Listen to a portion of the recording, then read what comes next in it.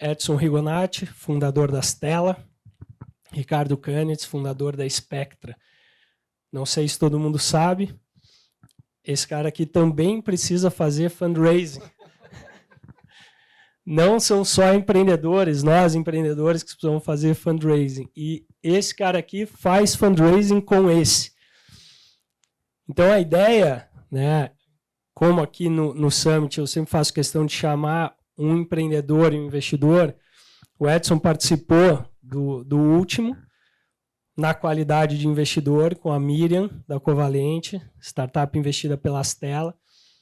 Mas aqui, até fruto, eu não sei se você lembra, acho que o Canitz fez um post no LinkedIn. E você... Não, o Canitz fez um post no LinkedIn falando alguma coisa de fundraising, o Edson comentou, aí na hora eu mandei mensagem para ele e falei, porra, e se a gente convidasse o Canitz para vir aqui, para você falar como empreendedor e fundador da Stella, como você faz fundraising. E é por isso que a gente está aqui. Obrigado por vocês terem topado. A ideia é a gente, até de maneira ilustrativa e educativa, falar da cadeia de capital de risco como um todo. Não é tão simples quanto a gente imagina. O dinheiro que a Stella investe, uma parte menos relevante é do bolso do Edson e dos sócios dele. Esse dinheiro vem de outros lugares, de fundos, por exemplo, que aloca o dinheiro de outras pessoas. Então, é uma cadeia de capital. Existe toda uma lógica nisso. Tem muita gente que no capital de risco fala assim, pô, capital de risco ou venture capital é a melhor coisa do mundo. Não necessariamente. Não é para todo mundo, não é a única fonte de financiamento. E tem gente que também mete o pau. Fala assim, isso aqui nunca... Não é assim. Acho que o nosso papel enquanto empreendedores, antes de escolher qual caminho a gente vai seguir, é saber como é que o jogo funciona. Né? Saber qual que é o papel dele, qual que é o papel dele, do cliente dele, até o dono do dinheiro, e qual é o nosso papel, como que essa dinâmica de venture capital funciona. Vou começar perguntando para o Candice, eu acho que as pessoas já conhecem um pouco da Stella e de você, mas se você puder contar o que é a Spectra, o que a Spectra faz e por que a Spectra existe. Quando eu fui montar a Spectra, uns 15 anos atrás, fui almoçar com o Rodrigo Teles, que era da Endeavor. Falei, vou montar o primeiro fundo de fundos no Brasil. Ele ficou olhando uma cara. Eu já sei, vou montar um outro negócio, um fundo de fundos, né? E que vai gerar até o ad infinitum esse capital. Mas o benefício do fundo de fundos vem da seguinte forma. Investir em Astelas, investir em Venture Capital é complexo. Não é óbvio quem é o melhor. E a diferença entre os bons e os ruins é muito grande. Quanto mais alternativo o investimento, maior a diferença de retorno entre os bons e os ruins. Um fundo de renda fixa, a diferença entre um bom fundo de renda fixa e um mau fundo de renda fixa deve ser alguns poucos bips por ano. Um bom e um mau fundo de ação, 2, 3% ao ano em prazos longos. Um bom e um mau fundo de venture capital, 20, 30% ao ano ao longo de muitos anos. E, portanto, acertar faz muita diferença. E por outro lado, o meu cliente, que é o médico, tem outra coisa para fazer da vida. Ele pratica medicina, tem um tempo todo dele, e ele não tem tempo para tomar decisão se a Stella é melhor do que qualquer outra. O segundo ponto é os mínimos para entrar nesses fundos, dado que a Stella não tem uma equipe comercial gigantesca, ele não pode ter centenas de clientes, senão o custo de atender o cliente e a estrutura da organização que ele precisaria para atender milhares de clientes faria com que ele não tivesse tempo para fazer o que importa, que é investir nos empreendedores que estão aqui. E por isso, para ele ter algum tamanho mínimo, ele tem que ter um cheque mínimo que ele aceita o cliente, senão fica economicamente viável para a Stella. E alguns casos, tipo, o mínimo é de alguns milhões de reais, putz, legal, você é investidor, você não quer colocar todo o seu dinheiro num único fundo, porque eles são arriscados. Putz, eu não tenho dinheiro para colocar em 5 fundos, e ainda mais que é uma parte pequena do patrimônio que eu vou colocar em venture capital, da classe de ativos. O fundo de fundos permite você ter um mínimo muito menor e ter uma diversificação de carteira e permitir pessoas que não são tão ricas investirem em uma classe de ativos mais sofisticada.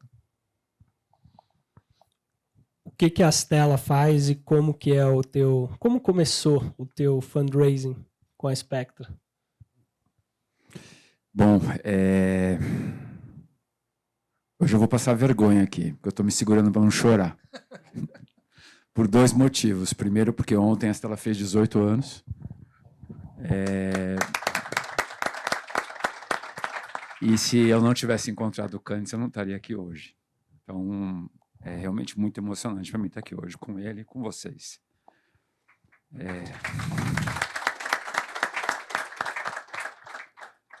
E a gente começou numa época que ninguém sabia o que a gente fazia, né? Então, assim, não existia Venture Capital como uma classe de ativo.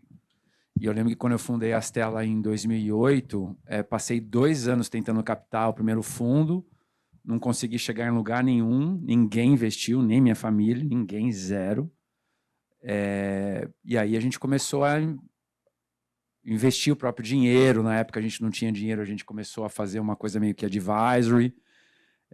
Demos sorte no primeiro fundo que a gente fez, até que um empreendedor que eu conheci na Endeavor, o Giga, falou assim, cara, preciso te apresentar aí um amigo meu que conhece um cara que está montando um fundo de fundo, investidor institucional. Fomos tomar café no América, no Shopping Guatemi. Tomamos Coca-Cola com cachorro quente. E aí ele falou assim, cara, monta um fundo, vira uma gestora. Eu falei assim, que negócio é esse? Como é que eu vou fazer isso? E aí ele fez o papel para mim que eu faço com vocês, né? De, olha, é assim que faz, passo 1, passo 2, passo 3. E aí a gente montou o fundo 2. E aí, mais legal ainda, é uma pena que hoje é dia 6, mas no dia 17 ele vai receber bastante dinheiro de volta de tudo que ele investiu, né? A gente fez essa rodada muito legal da OMI, é uma rodada totalmente secundária, onde vai poder devolver o dinheiro que eles investiram na gente em 2014. Então é muito legal. Não é só o dinheiro, né? Por devolver, tipo, umas 15 vezes o capital investido. Nunca mais na vida, né? Vamos ver. Acho que o Thiago falou que vai devolver uns 150, tal, não sei o que lá. Então, está na mão dele. Mas o que eu acho que é legal da minha jornada com o Candice e dos outros 300 investidores que eu tenho hoje, 300, gente, para eu investir em vocês, eu passo o dia inteiro vendendo. Então, assim, eu gasto literalmente 25% a 35% do meu tempo conversando com pessoas que têm dinheiro, com pessoas como o Candice, preparando o meu próximo fundo, né? A gente capta a cada 2 anos e meio, 3 anos. Eu tenho um CRM com 650 leads, 300 clientes, que a gente está regularmente esquentando, conversando. E tem ano que ele está de bom humor comigo, tem ano que ele está de bom humor comigo, tem mês que ele quer Venture Capital, tem mês que ele não quer Venture Capital, tem mês que ele quer Casec, tem outro mês que ele me quer. Então, como que a gente faz para estar presente na vida, mantendo a relação saudável, né? Então, assim, a gente tem uma relação pessoal muito forte, que não impede ele de ser profissional comigo, de falar, cara, você está errando aqui, você está cagando ali. Então, assim, é um relacionamento profundo que requer muita água, né, para ser regada ao longo do tempo.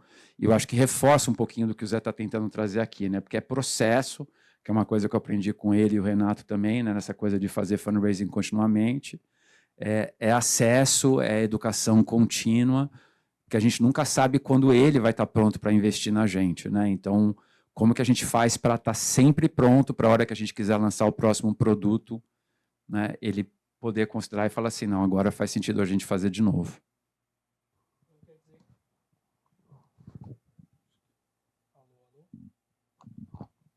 Acho que foi. Obrigado.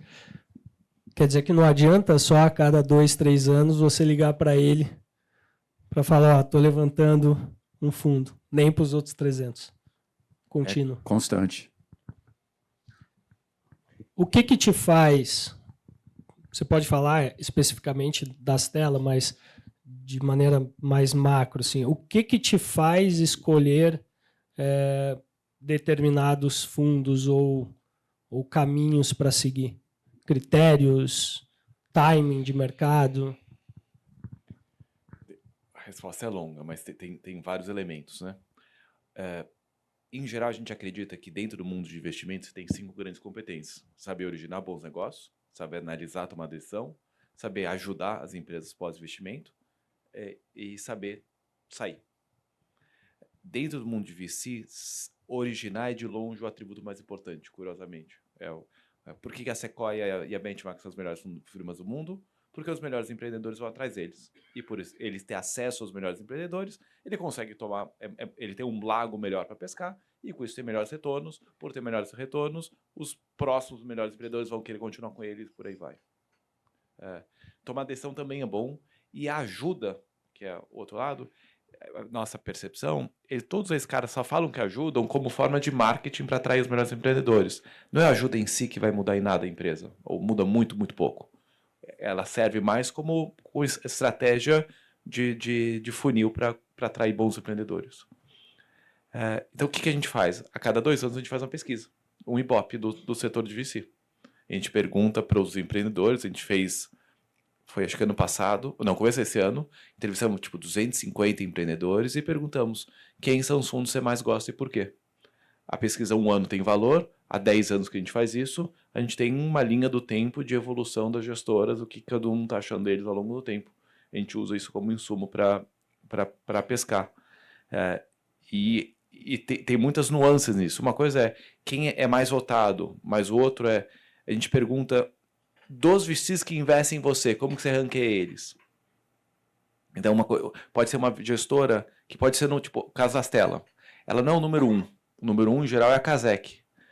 E a gente pergunta, investidores da Casec, como você ranqueia a Casec? 100% dos investidores da Casec ranqueiam a Casec como pelo menos top 2 do mercado. A gestora XPTO, tem uma gestora que é grande, conhecida, mas metade dos empreendedores investidos por eles não ranqueiam eles nem como top 4 do mercado.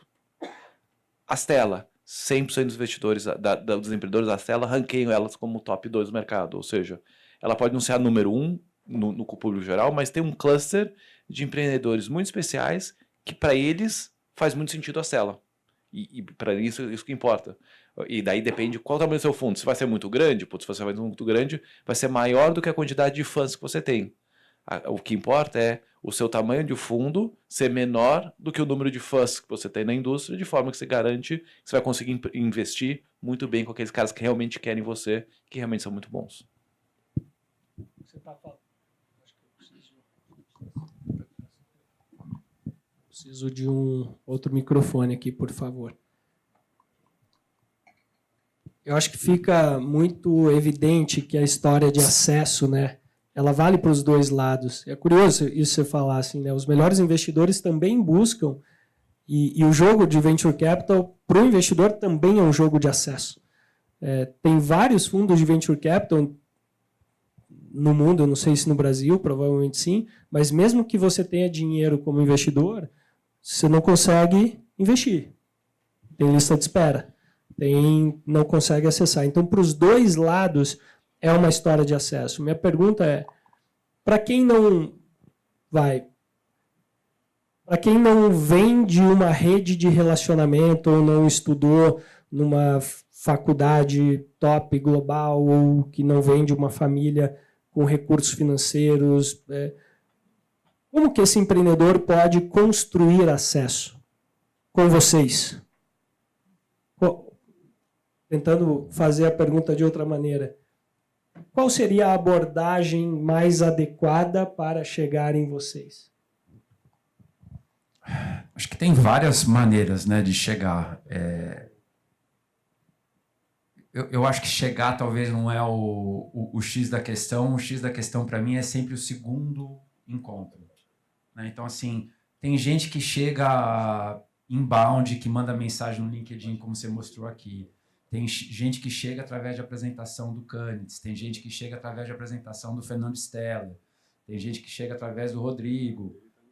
Então, assim, o topo do funil ele é inbound, mas vem de diversas formas. O que importa realmente é ter um interesse num segundo encontro. Né? O que vai me fazer querer estar com essa pessoa de novo? Então, e aí tem algumas coisas. Primeiro, tração. Se a pessoa tem tração, ela pode ser chata, ela pode ser feia, ela pode escrever errado, mas se ela está crescendo 37% ao mês, eu tenho que ter uma segunda reunião com essa pessoa. Se ela não tem 37% de crescimento por mês, aí entram outros fatores, né? Background, qualidade do pitch, tamanho do mercado, enxerga um potencial gigantesco nisso aqui ou não. Então, essa é a segunda forma de conseguir garantir o segundo encontro. O terceiro a pessoa é muito legal, né? Ela não está só ali te vendendo, ela está te trazendo informação de mercado, você sente que aquela piadinha de emprego, de consultoria, né? Que ia ser legal viajar com ela para a China, que o papo ia ser bacana durante 18 horas, né? Então, acho que essas são as 3 coisas que a gente tem que ter na cabeça depois que a gente chega para construir o relacionamento. E acho que isso é válido também da gente para vocês. Faz sentido? Total. Antes da Spectra fazer o primeiro investimento na Stella, quantas horas ou meses ou anos de relacionamento vocês tiveram? Eu conheci o Edson como era analista júnior na GP em 2006. Reencontrei ele em 2010, quando a versão 1.0 da Stella era um fundo de growth, private equity, que acho que já, se bobear ainda tem o pitch 1 dele. Daí a gente reencontrou ele, acho que em 2012, 13, quando ele estava fazendo esses investimentos pessoais. Não sei se foi no Pedro, naqueles jantares que o Pedro da Melzer, que era da Ibrix, hoje Pátria, ele estava dentro da Ibrix organizando uns jantares para a comunidade nascente de Venture Capital no Brasil. Os 3, 4, 5 gestores, alguns empreendedores, alguns banqueiros, e daí a gente se reencontrou lá e começou a bater papo, também via Giga. Diria que deve ter sido ano entre esse último reencontro em 2012 e 2013 até o investimento acontecer. Entre o último, né? Mas já se conheciam há muito tempo. Acho que reforça ainda, né, aquela história de que que o Edson falou é sensacional, né? Não basta a chegada, o primeiro encontro, mas como que se dá essa construção de relacionamento. E relacionamento, é mútuo mesmo, né? A gente tem que pensar também, e eu imagino que o trabalho que ele faça com empreendedores, falando em termos de educação e conscientização, de alguma maneira também tem que ter uma resposta. Ele deve, e os outros fundos, agregar valor para vocês também em termos de relacionamento. São pontos de contato. Tem formas de nós, empreendedores, colaborarmos com o dia a dia desses caras aqui, entendendo o contexto, compartilhando aprendizados e questões de mercado, de evolução e esse tipo de coisa. Queria perguntar para vocês também, a gente falou disso no último Summit, mas eu gosto muito de reforçar, agora eu queria ouvir a tua visão. Se você puder explicar como que é a mecânica econômica de um fundo de Venture Capital, né? Do lado do investidor, quem que é o cliente dele, como que ele ganha dinheiro e como essa mecânica toda impacta lá no tamanho do cheque que ele faz, no retorno que espera da startup, no tamanho do fundo versus, né, toda essa mecânica econômica, porque como a gente está na prática, no dia a dia, buscando justamente educar empreendedores no sentido de levantar recurso, o que eu vejo de desconhecimento em cima disso, bater lá na porta do Edson e falar assim, porra, mas o meu valuation é tanto, totalmente fora da tese. Eu acho que o ponto de partida é entender, tem a mecânica 2/20, o tamanho do fundo, como que eles ganham dinheiro, como que você ganha dinheiro, como que isso vai ao longo da cadeia. Há uma razão de ser do Venture Capital esperar o retorno que espera em determinado período de tempo. E se você puder explicar tudo isso. Então, começando na captação, quem são os grandes bolsos de dinheiro no qual os fundos vão atrás? Eu resumo simplificadamente em 3. São as famílias brasileiras. Esse tem sido majoritariamente o grande bolso. Um bolso maior, mas que não investe muito em investir no Brasil, são os fundos de pensão brasileiros. Tem um derivado que são os órgãos de fomento, tipo BNDES, FINEP, que esses investem, mas o BNDES é até muito grande, mas ele cria uma trilha completamente diferente de gestoras. A FINEP até investe nesse mesmo bolo. E tem gringos que, para fundo de VC, em geral, são endowments. Endowments de universidades americanas, e esse é um bolso relevante também. Tendo captado disso, daí tem um pouco da estratégia, o que você quer investir. E hoje tem algumas vertentes. Tem as gestoras... Tem a gestora já multi-estratégia, que tem vários tipos de fundo de early stage, fundo de opportunity, fundo por aí vai. Tem as gestoras focadas, e dentro da gestora focada tem gestoras que fazem um único estágio, eu só vou fazer série A, só vou fazer seed, por aí vai, e tem algumas, a grande maioria, que fala, aí eu faço seed como estratégia de originação de deal flow para uma série A, aí que eu vou fazer o double down. Ao fazer essa estratégia, permite você ter muito mais tamanho como gestora, porque os cheques em seed são menores, os cheques série A são um pouco maiores. Dentro disso, dessa estratégia de captação, define qual vai ser o seu tamanho do seu portfólio, define o tamanho do portfólio, define qual o tamanho da equipe que você vai precisar ser, e ele meio que se reforça. Se eu sou uma gestora que vou fazer só seed, provavelmente eu não vou conseguir ser muito grande, por não ser muito grande, provavelmente eu não vou ter uma equipe muito grande, eu vou ter que criar uma estratégia que funciona com 2, 3 sócios, mais 1, 2 analistas e que paga a conta. Se eu quero fazer todos os estágios seed, A e B, eu consigo ter fundos muito maiores. Ao ter fundos muito maiores, eu tenho uma estrutura mais tradicional, com sócio, diretor, analista e por aí vai. O Edson, conta um pouco como que se deu a evolução dos diferentes fundos que a Stella teve e planos assim. Então, como que você lidava com o fundraising no começo, como que você lida hoje?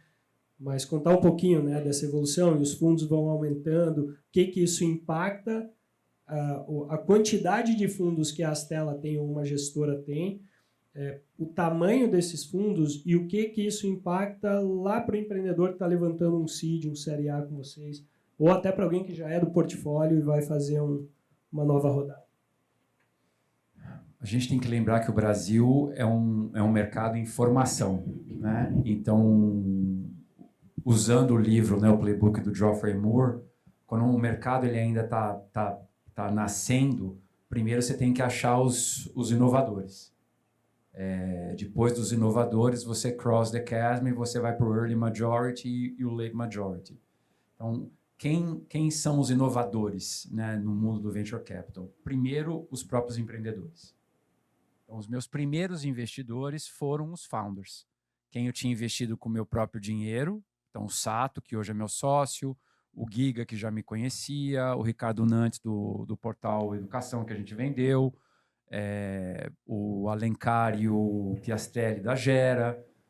Esses foram os primeiros caras que falaram, puta, sei o que você está fazendo, vai lá, bota dinheiro.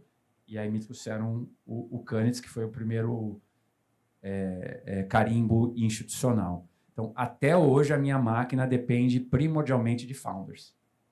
E uma coisa muito legal do Brasil é que os founders brasileiros são mais anjos investidores do que os founders americanos. Então, por isso que a gente tem talvez vai ter mais máfias techs aqui no Brasil do que no Vale. A proporção aqui no Brasil é muito maior, porque o Fernando já correu risco, já viu, já fez, já ganhou dinheiro, já sabe quem é quem, aloca como anjo, aloca como investidor.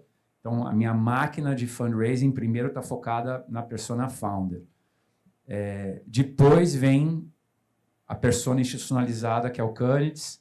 Os fundos, tem alguns outros poucos brasileiros, não tão relevantes quanto a Spectra, outros globais, esses mais institucionais. E terceiro, as famílias. Até hoje, a gente ainda não conseguiu captar muito dinheiro fora. A Casec e Monarchis meio que sugaram todo o dinheiro que vinha para a América Latina. Os dois conseguiram um trabalho incrível, esse capital lá fora. Então, a gente é basicamente capital local. O que isso impacta, né, na nossa tese de investimento? Porque todo fundo sempre tem que estar alinhado com o investidor.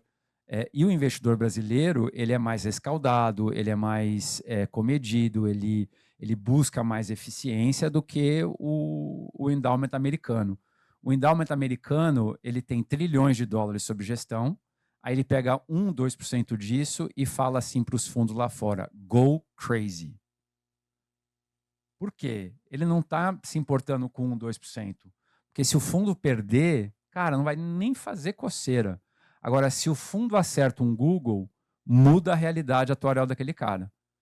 Então, o grande promotor da loucura do venture capital são esses grandes alocadores gigantescos. Lá nos Estados Unidos, para quem não sabe, existem 6 mil fundos de venture capital, 92% perdem dinheiro.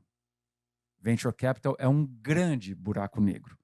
Só que os fundos que ganham dinheiro pagam toda essa conta e ganham mais dinheiro do que o Warren Buffett, do que qualquer outra classe de ativo. Então, mas essa é a dinâmica de lá, que não tem nada a ver com a dinâmica de cá. Né? Aqui eu sou um investimento importante para o Canitz, eu não posso errar tanto assim, porque ele também não pode errar tanto assim, a gente tem que dar um bom alfa. Né? Então, assim, eu digo para ele que eu vou buscar 6x, eu vou buscar mais de 25%, mais de 30% ao ano, né, para correr o risco que ele tem que correr comigo.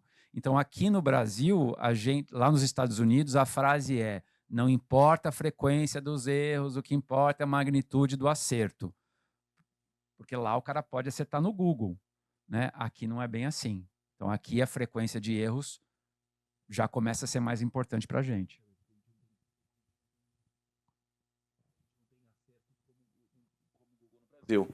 Lá faz sentido. Se um acerto pode virar 1000 vezes capital, muda a dinâmica do seu investido, que se um acerto aqui no máximo pode virar 20, 30 vezes capital. Assim, aí começam as diferenças da Astela, da Casec e da Monax. Ou seja, são fontes de dinheiro diferentes, com perspectivas de risco de investidores diferentes, buscando diferentes tipos de alfa. Dói mais nos fundos os write-offs ou as oportunidades perdidas? Para mim, o que mais dói é follow-on errado. Então, assim, eu não... Assim, você falou, nosso funil, né? A gente olha 800 mil empresas por ano, investe 5 por ano. Eu passei todos os unicórnios brasileiros, menos Nubank e Loft, que eu não tive acesso. Todos os outros vieram falar comigo. Passei todos. Passei o César, passei o Paulo Veras, passei... Cara, e o name de unicórnio veio apresentar e eu falei não. Tirando o César, tirando o Ebanks, que eu me arrependo, os outros estavam fora da minha tese. Eu sempre falei para ele, para o Canitz, para os meus investidores, como que eu ia tentar chegar lá, e eu tento manter essa estratégia, e aquelas coisas não se encaixavam nisso, embora deram muito certo. Então, essa é um feature do nosso negócio. Agora, aquelas que a gente escolhe e investe, geralmente eu aloco 50% a 60% do capital que eu arrecado com eles nos primeiros investimentos. Fiz lá o primeiro investimento no Thiago, né, no Fundo 5. Apostando que ele vai dar certo e apostando que eu vou colocar mais dinheiro, que é mais 40% a 50% do fundo. Então, não escolher o certo, escolher um outro, e aí fazer esse investimento e fazer o segundo investimento errado, isso eu me mato. Aí eu vou fazer uma apresentação de resultado para ele, e ele fala assim: Edson, você conhece o cara, você via todo dia, todo trimestre, você botou mais dinheiro e deu errado. Assim, esse assim, corta. O resto, eu acho que faz parte do risco que eu vendo, faz parte da tese e faz parte da jornada entre a gente e o founder. Tem uma história, não sei se é verdade, parece que você tem um portfólio negativo. Queria que você contasse essa história. Você tem um amigo de faculdade que criou uma startup, foi um pouco bem, não sei se você teve a oportunidade de investir. Que ele me chamou para montar, eu fiz isso em 2003, ele faz umas 3 perguntas. A gente vai copiar o Friendster. Como que você vai ganhar dinheiro? A gente vai fazer banner. Putz, Eduardo, isso é de 2003, a bolha já estourou. Você vai ganhar dinheiro agora com e-commerce, as coisas de banner não vai dar certo. De jeito nenhum que eu vou juntar nesse da Facebook. e deixa eu voltar para o Brasil e conseguir um emprego. Não sei se ficou claro. Ele poderia ter investido no Facebook. Investido não. Investido. Entrado como founder.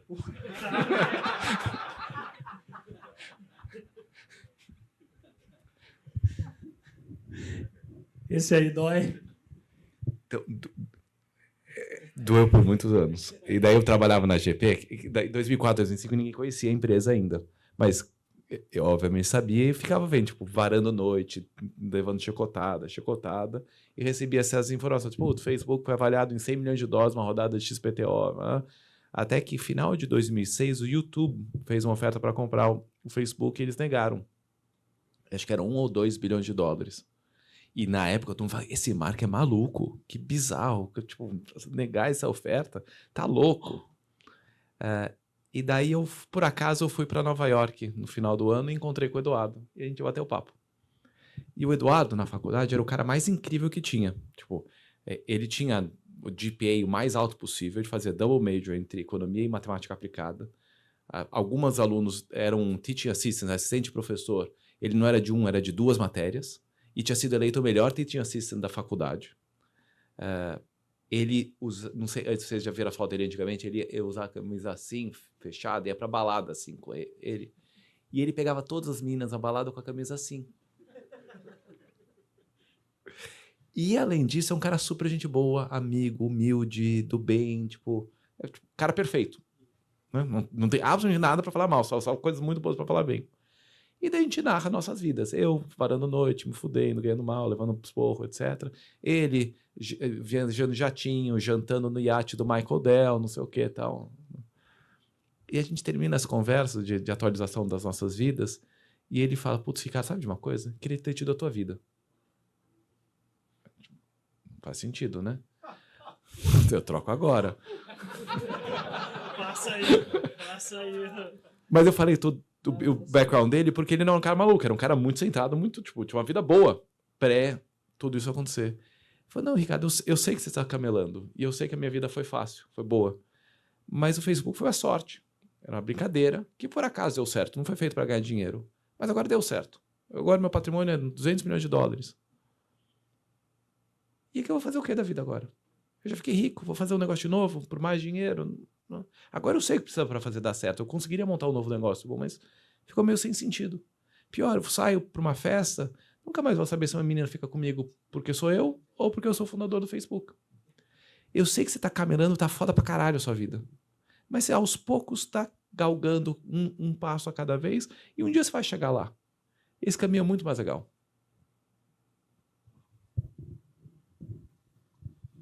Melhor do que muitos anos de terapia, né?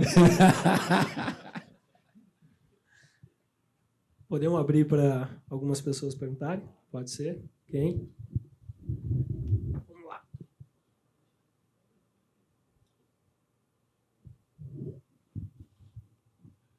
Edson Canes, prazer aí ouvir as histórias de vocês. Obrigado pelos compartilhamentos. Eu queria elaborar um pouco a minha pergunta, e aí acho que seria muito interessante ouvir as perspectivas de vocês dois. O Roelof Botha, da Sequoia, esses tempos falou que Venture Capital ele não considera como uma classe de ativos, que não tem... Você não corre risco de dar certo no Venture Capital. Com 250 bilhões de dólares lá que eles deployam nos Estados Unidos todo ano, você precisaria de 40, 50 figmas por ano para dar um retorno que conseguisse pagar essa conta. Então, a defesa dele é que Venture Capital não escala com mais dinheiro, não fica melhor com mais dinheiro. Como é que vocês fazem um paralelo da indústria aqui no Brasil? Como é que vocês veem o momento que a gente está da indústria, tanto da formação de novos VCs, quanto até da criação de novos cases, e como é que vocês veem essa matemática, essa conta fechar? O Edson quase me matou quando eu falei minha opinião a respeito. A gente, 2 anos, escreveu um paper que rodou na indústria, batendo exatamente nesse ponto. A nossa, o que a gente fez, resumindo, tem 2 análises que a gente fez. Um é, 10 anos atrás, no Brasil, o preço de uma startup... Primeiro, o mercado americano é 15 vezes maior que o mercado brasileiro, porque a economia deles é 15 vezes maior.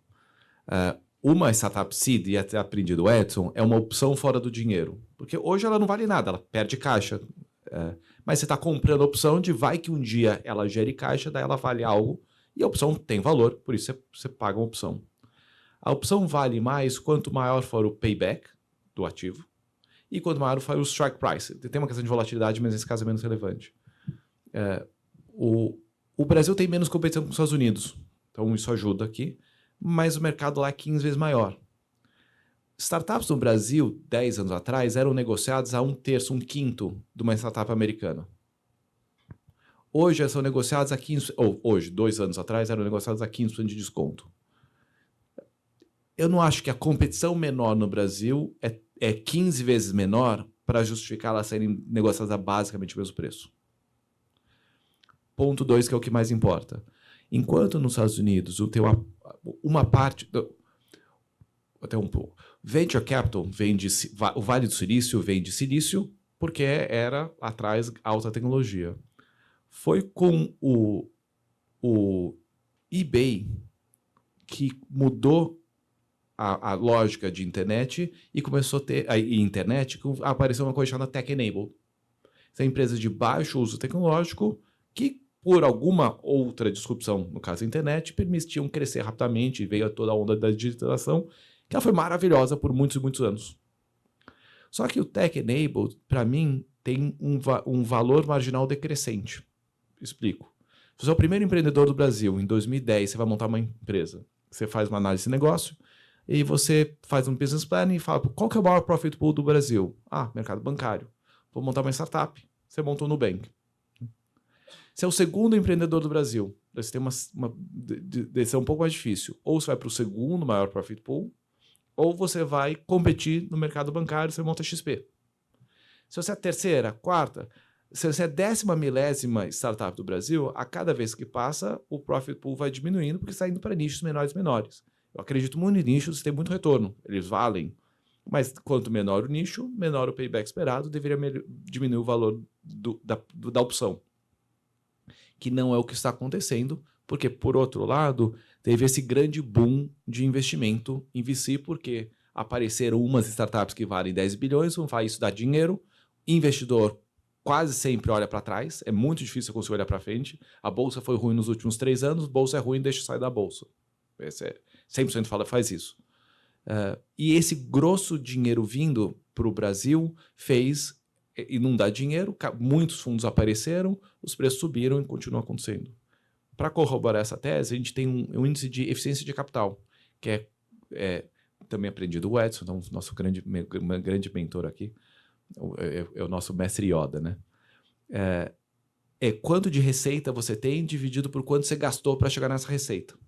E dado que a grossa maioria das startups no Brasil são tech-enabled, isso vale bastante. Se você está desenvolvendo a cura do câncer, não vale tanto. Mas se você está desenvolvendo algo que vale pela receita que ele gera, isso importa. Em 2017, a eficiência média de capital de todas as startups do Brasil, na média, estava por volta de uma vez. E esse número está caindo, ou estava caindo ano a ano, uma linha reta, até que em 2022 estava em 0,1. Isso já pós o 21, né? Mesmo com 22 já estava em 0,1, foi putz. A indústria está piorando. Não significa que não faz sentido empreender, não significa que não faz sentido investir na indústria, mas muda-se a lógica como se investe em venture capital, que é o que o Edson falou. Em 2012, qualquer gestor de VC no Brasil ganha dinheiro. A média de retorno foi maravilhosa. Você tinha que ser muito ruim para não ir bem. 2025, só os muito bons vão ir bem. E se eles acertarem as movens da vida que viram as grandes porradas, aí sim eles vão despontar. Mas acho que a grande mediana de VC no Brasil vai perder dinheiro. Eu concordo 100%.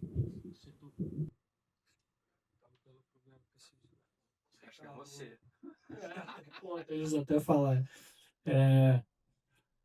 Isso vai ficar gravado e o que eles acabaram de falar aqui, principalmente essa última fala, eu acho que a gente tem essa missão de divulgar, né, cara? Porque esse entendimento é muito importante. Acho que dá tempo para uma última pergunta. Antes da gente caminhar para o encerramento, tem um pedido aqui para todos nós, quando a gente terminar, vai ter outro evento a 1 hora. Então, eu peço a gentileza, quando a gente terminar, daqui uns 5, 7 minutinhos, a gente pode sair daqui e ficar aqui, podemos ficar o tempo que quiser, mas aqui no auditório eles precisam desmontar e tudo. Quem se habilita? Quer alguma pergunta? Caio. Opa, bom dia, tudo bom? Um pouco antes, você, principalmente, comentou a respeito da tese, né? Coisas que fugiam da sua tese de investimento. Queria que vocês falassem um pouco mais sobre essa tese que vocês aplicam na firma de vocês. Boa. Então, assim, qual que é a linha mestra, Caio? É Caio, né? Caio,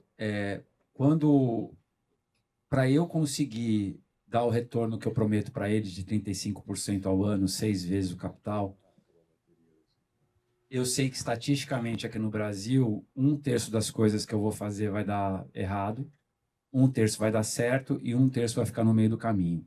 Isso já é ajustado para a realidade brasileira.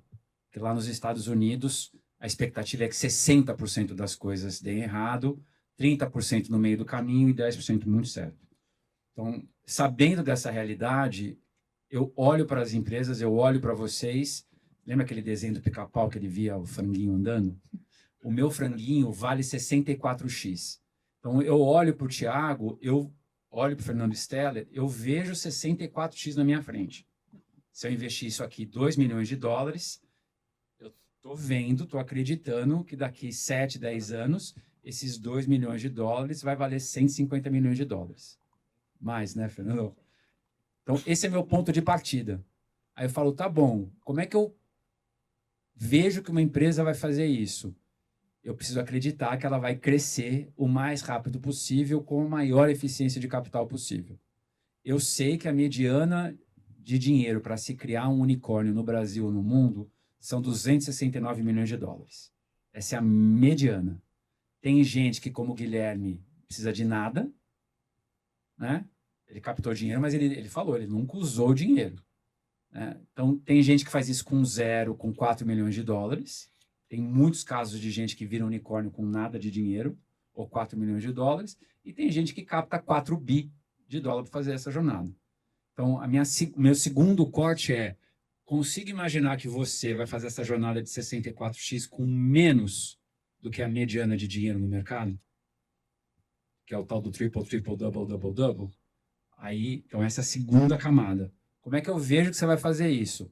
Se eu conseguir enxergar que você vai vender com tecnologia, com software, porque você vai reduzir o custo de aquisição, porque você vai entregar um produto com software, que você vai ter uma margem bruta maior do que os competidores, um lifetime value maior, e você vai conseguir ter um supply chain digitalizado, né, para ter uma operação o mais leve possível e crescer. Então, é assim que eu olho, procuro olhar e falar, cara, estou vendo 64x? Sim ou não? 2, estou vendo 64x que tem chance de ser eficiente? Sim ou não? Vai conseguir fazer com tecnologia para ter maior lucratividade, maior margem bruta possível? Sim ou não? Topa aposta. Bom, gente, aquela ideia que eu falei no começo, eu vou repetir, e acho que aqui depois de 3 horas ficou muito evidente, né? Esses caras, esses dois, Martinho, Guilherme e outros tantos investidores de risco que a gente tem no Brasil e no mundo, acho que deu para perceber que eles são bastante inteligentes, sofisticados, profissionais.